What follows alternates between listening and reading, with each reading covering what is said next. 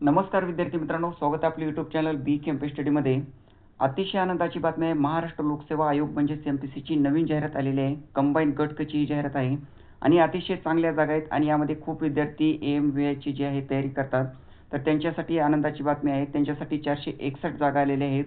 तर यामध्ये विविध पदांसाठी एकूण 2619 जागा आहेत. यामध्ये किती जागा आहेत प्रवर्गानुसार तेही तुम्हाला सांगणार आहे आणि यामध्ये परीक्षा शुल्क काय असणार आहे, फॉर्म भरायची डेट काय असणार आहे, सर्व तुम्हाला माहिती सांगणार आहे. व्हिडिओ शेवटपर्यंत पहा आणि चॅनलवरती नवीन असाल तर अशाच माहितीसाठी चॅनलला सबस्क्राईब करा आणि संपूर्ण PDF आपल्या टेलिग्राम चॅनलवरती मिळेल. तर डिस्क्रिप्शन बॉक्समध्ये टेलिग्राम चॅनलची लिंक आहे. तर पहा विद्यार्थी मित्रांनो, व्हिडिओला जास्तीत जास्त शेअर करा. तर यामध्ये महाराष्ट्र गट क सेवा संयुक्त पूर्व परीक्षा 2026 आहे ही आणि यामध्ये खूप चेंजेसही झालेले आहेत. गट क च्या या एक्झाममध्ये यामध्ये ऑनलाईन परीक्षा होणार आहे यामध्ये. तर यामध्ये महाराष्ट्र शासनाच्या विविध विभागांतर्गत खालील संवर्गातील एकूण 2619 पदांच्या भरतीकरिता महाराष्ट्र लोकसेवा आयोगामार्फत महाराष्ट्र गट क सेवा संयुक्त पूर्व परीक्षा 2026 दिनांक 27 सप्टेंबर 2026 पासून महाराष्ट्रातील विविध केंद्रावर ऑनलाईन संगणक प्रणालीवर आधारित म्हणजे CBT पद्धतीने घेण्यात येईल. परीक्षेचे सविस्तर वेळापत्रक स्वतंत्रपणे प्रसिद्ध करण्यात येईल. तर यामध्ये दिनांक 27 सप्टेंबर 2026 पासून जे आहे महाराष्ट्रातील विविध केंद्रावर जे आहे ही एक्झाम होणार आहे आणि यामध्ये परीक्षेचे सविस्तर वेळापत्रक जे आहे एक्झामचे ते नंतर स्वतंत्रपणे कळवण्यात येणार आहे. यामध्ये उद्योग निरीक्षकच्या एकूण 9 जागा आहेत. त्यानंतर तांत्रिक सहाय्यकच्या एकूण 3 जागा आहेत. त्यानंतर कर सहाय्यकच्या 282 जागा आहेत. सहाय्यक मोटार वाहन निरीक्षक गट क च्या जे आहेत 461 जागा आहेत आणि यामध्ये सर्वात जास्त लिपिक टंकलेखक याच्या 1864 जागा आहेत. अशा एकूण 2619 पदांसाठी ही जाहिरात आलेली आहे. यामध्ये विविध पदांसाठी जे आहे यामध्ये उद्योग निरीक्षक आणि सहाय्यक मोटार वाहन निरीक्षक यासाठी वेगळी शैक्षणिक अर्हता लागते. तर हे तुम्हाला विद्यार्थी मित्रांनो शेवटला सांगणार आहे. तर यामध्ये सविस्तर जे आहे व्हिडिओ शेवटपर्यंत पहा, त्यामध्ये तुम्हाला समजेल. तर यामध्ये नंतर महत्त्वाचा पॉईंट म्हणजे प्रस्तुत परीक्षेकरिता सहाय्यक मोटार वाहन निरीक्षक संवर्गातील अर्ज करण्यास इच्छुक असणाऱ्या आणि शैक्षणिक व शारीरिकदृष्ट्या पात्र उमेदवारांनी अर्ज सादर करताना सदर संवर्गाचा विकल्प सादर करणे आवश्यक राहणार आहे. यामध्ये नंतर महत्त्वाचा पॉईंट पहा, फॉर्म भरायची जी डेट आहे दिनांक 27 जून 2026 पासून फॉर्म भरायला सुरुवात होईल आणि दिनांक 17 जुलै 2026 रोजी जे आहे लास्ट डेट असेल फॉर्म भरायची. त्यानंतर पदसंख्या व आरक्षणासंदर्भात सर्वसाधारण तरतुदी खाली दिलेल्या आहेत, हेही तुम्ही पाहून घ्या. जे नंतर महत्त्वाचे पॉईंट आहेत ते आपण पाहणार आहोत. यामध्ये नंतर खेळाडू आरक्षण, दिव्यांग आरक्षण आणि ही संपूर्ण तुम्हाला PDF आपल्या टेलिग्राम चॅनलवरती मिळेल. डिस्क्रिप्शन बॉक्समध्ये टेलिग्राम चॅनलची लिंक आहे. माजी सैनिक आरक्षण, प्रकल्पग्रस्तांचे आरक्षण, भूकंपग्रस्तांचे आरक्षण, पदवीधर अंशकालीन कर्मचाऱ्यांच्याकरिता आरक्षण याबद्दल इथे माहिती दिलेली आहे. तर यामध्ये वेतन श्रेणी पहा कशी आहे. उद्योग निरीक्षक उद्योग संचालनालय याची जी आहे वेतन श्रेणी 35,400 ते 1,12,400 अशी वेतन श्रेणी आहे. तांत्रिक सहाय्यक विमा संचालनालय याची 29,200 ते 92,300 अशी वेतन श्रेणी आहे. त्यानंतर कर सहाय्यकची 25,500 ते 81,100 अशी वेतन श्रेणी आहे. त्यानंतर लिपिक टंकलेखक याची 19,900 ते 63,200 अशी वेतन श्रेणी आहे आणि सहाय्यक मोटार वाहन निरीक्षक याची 38,600 ते 1,22,800 अधिक महागाई भत्ता व नियमाप्रमाणे देय भत्ते या सर्वांसाठी असतील. त्यानंतर पात्रता यामध्ये भारतीय नागरिकत्व लागणार आहे आणि वयोमर्यादा पहा. वयोमर्यादा गणण्याचा दिनांक जो आहे दिनांक 1 ऑक्टोबर 2026 आहे. विविध अराजपत्रित प्रवर्ग उपप्रवर्गासाठी किमान व कमाल वयोमर्यादा पहा. तर यामध्ये किमान वयोमर्यादा ही उद्योग निरीक्षक यासाठी 19 वर्ष, तांत्रिक सहाय्यक विमा संचालनालय यासाठी 19 वर्ष, कर सहाय्यकसाठी 18 वर्ष, लिपिक टंकलेखक यासाठी 19 आणि सहाय्यक मोटार वाहन निरीक्षक यासाठी 19 वर्ष किमान वयोमर्यादा आहे. त्यानंतर कमाल वयोमर्यादा पहा. उद्योग निरीक्षकसाठी अमागासाठी 38 आणि मागास प्रवर्गासाठी 43 वर्ष, तांत्रिक सहाय्यक यासाठी 38 आणि 43 वर्ष जे आहे मागास प्रवर्गासाठी असेल. हे विद्यार्थी मित्रांनो कमाल वयोमर्यादा आहे. त्यानंतर कर सहाय्यकसाठी 38 वर्ष जे आहे अमागासाठी आणि 43 वर्ष जे आहे मागास प्रवर्गासाठी, लिपिक टंकलेखकसाठी 38 अमागासाठी आणि मागास प्रवर्गासाठी 43 वर्ष. त्यानंतर सहाय्यक मोटार वाहन निरीक्षकसाठी अमागासाठी 38 वर्ष आणि मागास प्रवर्गासाठी 43 वर्ष. त्यानंतर प्रावीण्यप्राप्त खेळाडू, माजी सैनिक, दिव्यांग, प्रकल्पग्रस्त यांच्यासाठी वयोमर्यादा दिलेली आहे. त्यानंतर अर्हता पहा, तर यामध्ये शैक्षणिक अर्हता जी आहे, उद्योग निरीक्षक गट क संवर्ग वगळता इतर संवर्गासाठी मान्यताप्राप्त विद्यापीठाची पदवी किंवा महाराष्ट्र शासनाने पदवी समतुल्य म्हणून मान्य केलेली अर्हता असेल. आणि उद्योग निरीक्षक गट क संवर्गाकरिता शैक्षणिक अर्हता जी आहे खालीलप्रमाणे असेल. तर यांच्यासाठी सांविधिक विद्यापीठाची अभियांत्रिकीमधील स्थापत्य अभियांत्रिकी तसेच स्थापत्य अभियांत्रिकीमधील गटांशी संलग्न असलेल्या वास्तुविद्या, नगररचना इत्यादी विषयाव्यतिरिक्त किंवा तंत्रज्ञानामधील किमान पदविका किंवा विज्ञान शाखेतील सांविधिक विद्यापीठाची पदवी अशी जी शैक्षणिक अर्हता उद्योग निरीक्षक पदासाठी लागणार आहे.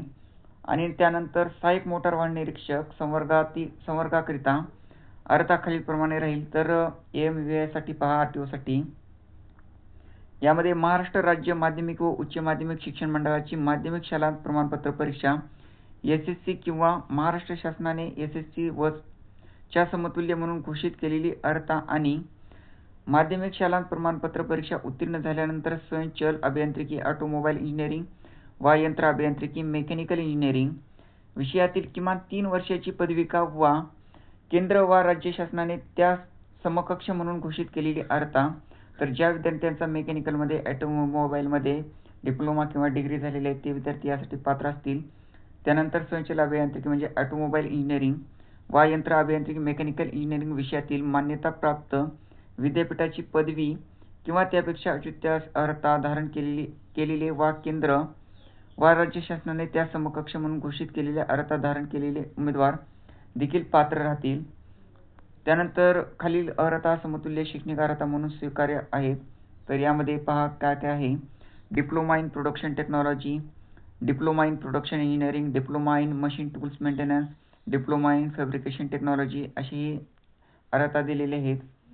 त्यानंतर diploma in mechanics engineering, diploma in packaging technology यामध्ये दिलेले आहे. त्यानंतर यामध्ये महत्त्वाचं म्हणजे पदवीच्या शेवटच्या वर्षाच्या परीक्षेत बसलेले उमेदवार पूर्व परीक्षेच्या प्रवेशासाठी पात्र असतील, परंतु मुख्य परीक्षेकरिता अर्हता प्राप्त ठरल्यास मुख्य परीक्षेच्या प्रवेशासाठी विहित पद्धतीने आवश्यक अर्ज माहिती सादर करण्याच्या अंतिम दिनांकापर्यंत पदवी परीक्षा उत्तीर्ण होणे अनिवार्य राहील. तर यामध्ये नंतर मराठी भाषेचे ज्ञान हे जे आहे आवश्यक असणार आहे. त्यानंतर सहाय्यक मोटार वाहन निरीक्षक संवर्गाकरिता अनुभव पहा काय लागणार आहे.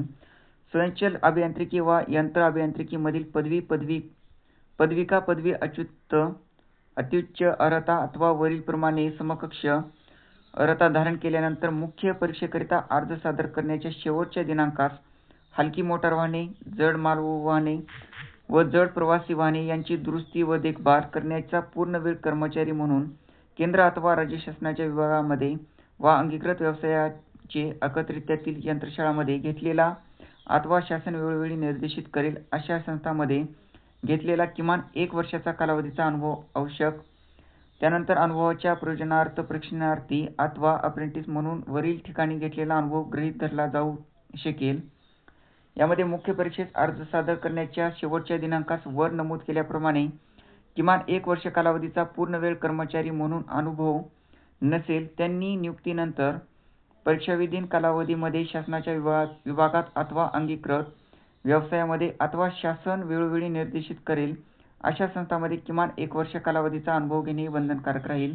जर तुमच्याकडे हा अनुभव नसेल तर त्यानंतर जे आहे यामध्ये दिलेला आहे मुख्य परीक्षेस अर्ज सादर करण्याचा जो आहे शेवटच्या दिनांकास वर नमूद केल्याप्रमाणे 1 वर्षाचा कालावधी पूर्ण वेळ कर्मचारी म्हणून अनुभव नसेल तुमच्याकडे तर तुम्हाला नियुक्तीनंतर परीक्षाविधीन कालावधीमध्ये शासनाच्या विभागात अथवा अंगीकृत व्यवसायामध्ये अथवा शासन वेळोवेळी निर्देशित करेल अशा संस्थांमध्ये किमान 1 वर्षाचा तुम्हाला अनुभव जो आहे घेणे बंधनकारक राहील.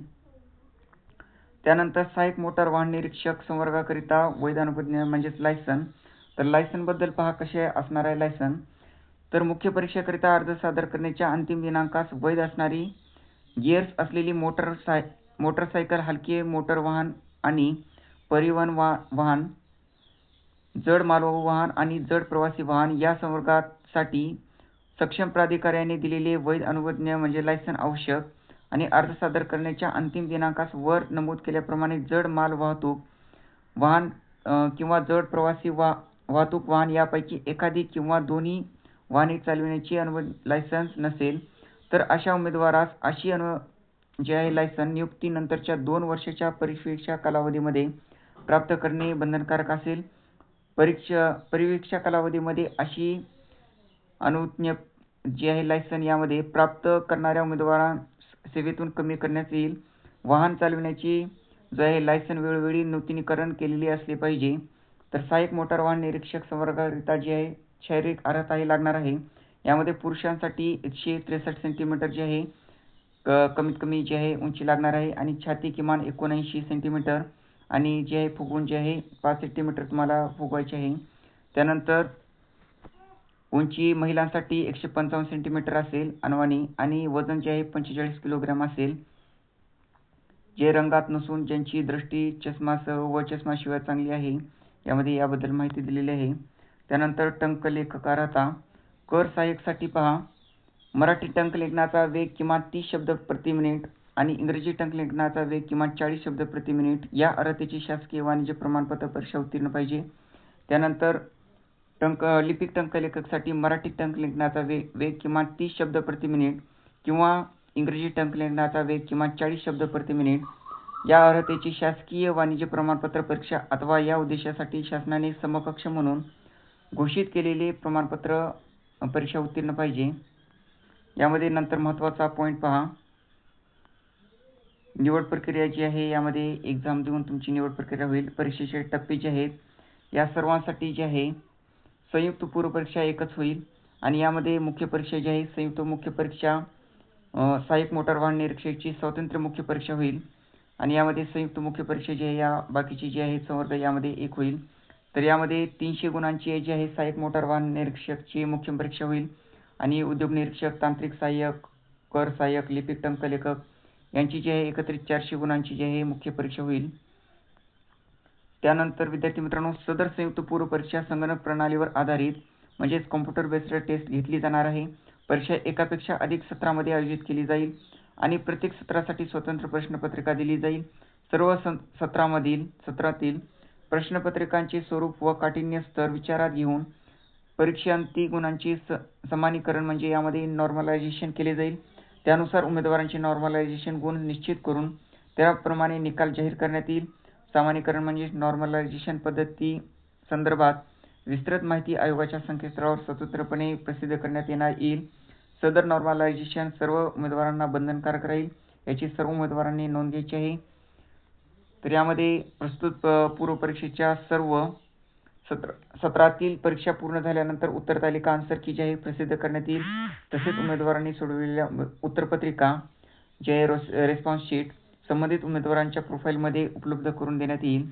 त्यानंतर मुख्य परीक्षेत प्रवेश याबद्दल माहिती आहे. यामध्ये पूर्व परीक्षेकरिता अर्ज पद्धत तुम्हाला जे आहे फॉर्म भरायची आहे. तुम्हाला प्रोफाईल तयार करून MPSCच्या याच्यामध्ये तुम्हाला ही जे आहे डॉक्युमेंट लागतील फॉर्म भरण्यासाठी. त्यानंतर परीक्षा शुल्क जे आहे तर यामध्ये परीक्षा शुल्क तर यामध्ये विद्यार्थी मित्रांनो संयुक्त पूर्व परीक्षासाठी जे आहे 394 रुपये फीस असेल आणि मुख्य परीक्षेसाठी 544 फीस असेल. अमागासाठी मागास प्रवर्गासाठी 294 रुपये फीस संयुक्त पूर्व परीक्षेसाठी आणि मुख्य परीक्षेसाठी 344 रुपये फीस असेल आणि माजी सैनिकसाठी पूर्व परीक्षेसाठी 44 आणि मुख्य परीक्षेसाठी 44 रुपये फीस असेल. त्यानंतर विद्यार्थी मित्रांनो नंतर पहा. त्यानंतर प्रवर्गानुसार आपल्याला जागा पाहिजे आहेत कशा असणार आहेत. तर यामध्ये उद्योग निरीक्षक तर उद्योग निरीक्षकसाठी जागा पहा कशा आहेत. एकूण 9 जागा आहेत आणि यामध्ये अनुसूचित जातीसाठी 2 जागा, विमुक्त जाती अ साठी 1 जागा आहे, इतर मागास वर्गासाठी 3 जागा आहेत, विशेष मागास वर्गासाठी 1 जागा आहे, सामाजिक आणि शैक्षणिक मागास वर्गासाठी 1 जागा. एकूण आरक्षित पदे 8 आणि अराखीव पदे 1 अशी एकूण 9 जागा आहेत. त्यानंतर तांत्रिक सहाय्यक यासाठी एकूण 3 जागा आहेत. यामध्ये विशेष मागास वर्गासाठी 1 जागा, सामाजिक आणि शैक्षणिक मागास वर्गासाठी 1 जागा आणि एकूण आरक्षित पदे 2 आहेत, अराखीव पदे 1 अशी एकूण 3 जागा आहेत. त्यानंतर सहाय्यक मोटार वाहन निरीक्षक AMVI पहा 461 जागा आहेत आणि यामध्ये अनुसूचित जातीसाठीच्या जागा आहेत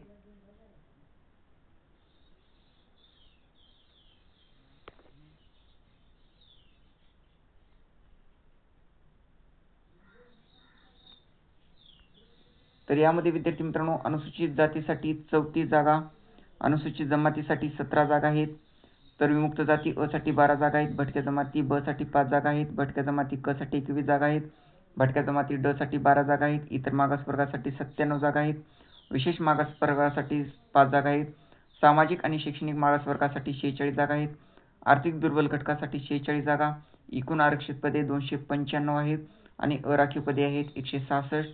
एकूण पदे जी आहेत विद्यार्थी मित्रांनो 461 जागा आहेत AMVI साठी.